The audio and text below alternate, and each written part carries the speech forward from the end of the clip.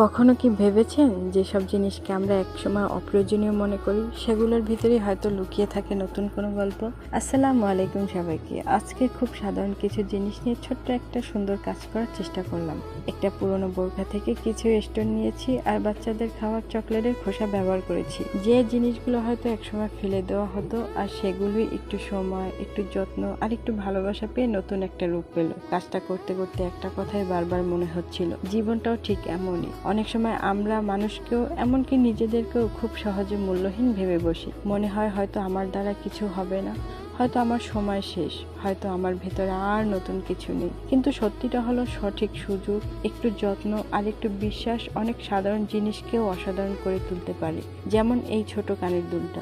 এর উপকরণগুলো হয়তো খুব দামি না, কিন্তু এর ভিতরে আছে সময়, যত্ন, সৃজনশীলতা আর নিজের হাতে কিছু তৈরি করার আনন্দ। জীবনের সৌন্দর্য হয়তো এখানে। সবসময় নতুন কিছু কিনে সুন্দর হতে হয় না, কখনো কখনো পুরনো জিনিসগুলো নতুনভাবে সাজালে আবার ঝলমল করে উঠতে পারে।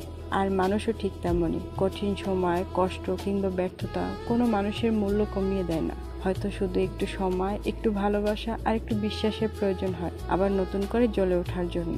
তাই কখনো নিজেকে ছোট করে দেখবেন না। হয়তো আপনার ভিতরে এমন কিছু সৌন্দর্য লুকিয়ে আছে যা এখনো পৃথিবী দেখেনি। আজকের ছোট কথাটা শুধু এতটুকুই, যে জিনিসগুলোকে আমরা শেষ ভেবে নিই অনেক সময় সেখান থেকে শুরু হয় সবচেয়ে সুন্দর গল্প। আপনাদের কেমন লাগলো কমেন্টে জানাতে ভুলবেন না। আজকের মতো এখানেই শেষ। সবাই ভালো থাকবেন, সুস্থ থাকবেন। আল্লাহ হাফেজ।